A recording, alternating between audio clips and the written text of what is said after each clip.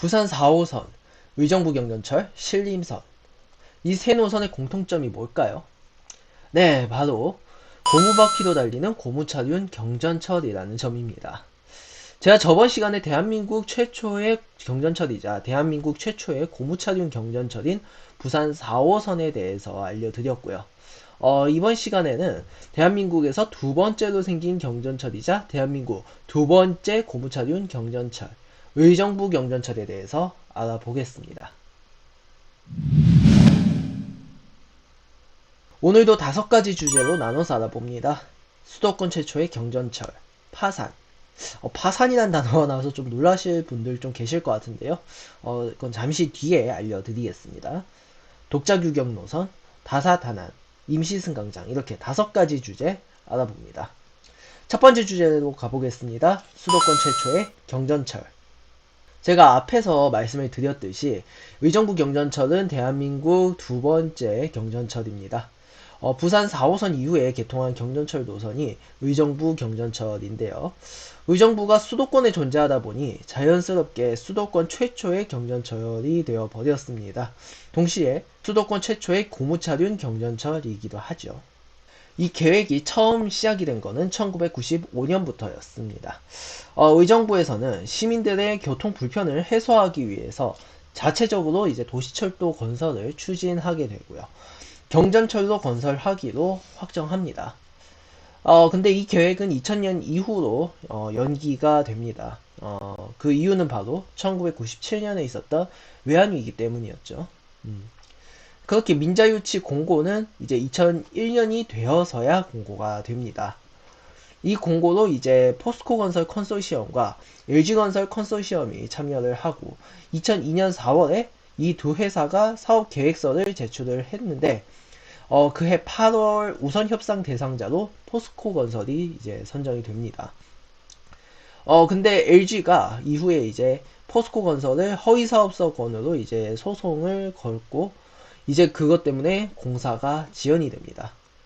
2004년 7월 서울고등법원은 사업계획서 조작 사실이 인정이 된다며 우선 협상 대상자 지정을 취소하라고 판결을 했습니다. 이 판결 결과로 2004년 8월 우선 협상 대상자가 이제 LG건설이 이제 GS그룹으로 이제 따로 분리돼 나오면서 GS건설로 이제 이름이 바뀌었죠. GS건설로 이제 다시 원래대로 돌아오게 되고요. 그렇게 공사는 2007년이 되어서야 첫 삽을 뜨게 됩니다. 사실 공사 첫 일자가 이게 연기만 안 됐으면은 아마 대한민국 최초의 경전철 타이틀도 가져갈 수 있을 것 같거든요. 예. 이런 부분은 좀 아쉬운 부분이죠. 예. 그렇게 의정부 경전철은 긴 공사 끝에 2012년 7월 1일에 개통을 하게 됩니다. 네, 개통 초기에는 아무래도 수도권 최초의 경전철이다 보니까 여러 가지 이유로 승객들이 좀 많이 이용했었습니다. 근데 시간이 지나면서 의정부 경전철 주식회사, 그러니까 지금 그 GS건설 컨소시엄 그 회사죠. 예, 그 회사의 적자가 점점 늘어나기 시작을 합니다. 사실 당시에도 의정부 경전철이 승객 수가 그렇게 적은 전철은 아니었거든요. 예, 그렇다고 이게 승객 수가 그때와 비교해서 더 늘지도 않는 그런 상황이다 보니까 이게 적자가 계속 심화가 됩니다. 무임승차 비율도 상당히 높았고요. 지금도 높긴 합니다. 예. 다른 수도권 전철 노선들과 비교했을 때 최상위 집계가 되는 수준이니까 예, 상당히 높은 편이죠. 게다가 노선 건설 계획 초기에 예측한 이 수요도 처음 예측 조사할 때 어느 노선이든 다 그렇습니다만은 많이 뻥튀기가 됩니다. 예, 의정부 경전철도 그런 상황이었고요. 문제는 이 잘못된 예측 수요를 토대로 지자체와 사업자가 손실보전 계약을 체결을 하는 바람에 당시 의정부 경전철 주식회사가 이 손실에 대한 보전을 제대로 받지 못했다는 겁니다. 예, 그렇게 적자는 계속해서 쌓여가게 됩니다. 네, 그렇게 2014년에 자본 잠식에 빠진 사업자는 2017년 1월 3일 결국 파산에 이르게 됩니다. 개통 후 운영 5년 만에 파산에 이르게 된 거죠.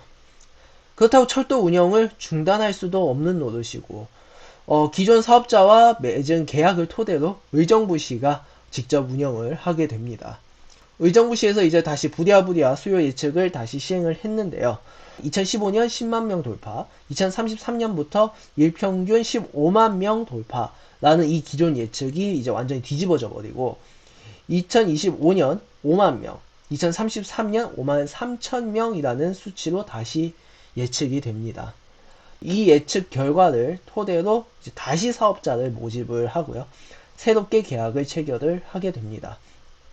이 재예측한 수요보다 승객들이 이후에 더 늘어나게 되고 이후로도 승객이 점점 늘어나면서 이제 지금 현재 운영하는 회사는 이제 손실 보전도 제대로 받으면서 정상적으로 이제 운영이 되고 있습니다. 자, 첫 번째, 두 번째 주제 연속해서 알아봤고요. 세 번째 주제 가보겠습니다. 독자 규격. 의정부 경전철은 부산 4호선, 신림선과는 다른 규격의 열차를 사용을 합니다. 부산 4호선 때 설명을 드렸던 이 KAGT를 적용을 하지 않고요. 독일 지멘스사의 VAL208이라는 열차를 사용하고 있습니다. 일단 이 열차에 대해서 좀 소개를 드리자면요. 이 열차는 좀 폭이 좁고요. 승객의 객차 간 이동이 불가능한 구조입니다. 그리고 한국의 고무차륜 경전철 이 표준궤가 이제 1700mm로 규정이 돼 있잖아요. 근데 그거보다 이제 좁은 1620mm의 궤관을 가지고 있습니다. 선로 변경도 이제 KAGT 같은 경우에는 양 옆에 존재하는 이 유도 레일을 이용을 해가지고 변경이 되는 형태가 아니라 주행면 이제 하단에 별도로 존재를 하는 그 철제 유도 레일이 있습니다. 예, 그걸 이용을 해서 변경을 하는 그런 형태가 되겠습니다. 이렇게 독자 규격으로 건설이 된 이유는 계획 착공 이 당시만 하더라도 이 KAGT에 대한 이 표준 규격 자체가 존재를 하지 않았기 때문입니다. 예, 그렇기 때문에 고무차륜 경전철 기술도 그냥 독일에서 이렇게 가져와 가지고 설계를 한 거죠. 네, 그래서 존재하는 문제점들이 몇 가지 있습니다. 열차 폭이 좁으니까 승객들이 마주보고 앉으면은 잘못하면 이제 무릎이 닿을 정도로 굉장히 좁고요. 객차 간 이동이 불가능해서 승객들이 열차 탑승하는데 굉장히 불편함을 좀 느낄 정도고요.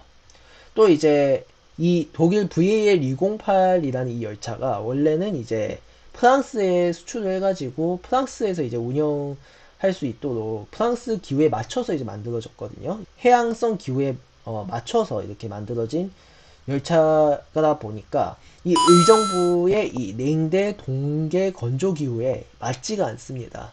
예, 그래가지고 눈만 오면은 이제 주행륜이 미끄러지고 이 주행륜이 눈을 튕겨내서 급전 장치를 이제 고장을 내는 그러다 보니까 운행 중단이 되는 이런 일이 굉장히 잦습니다.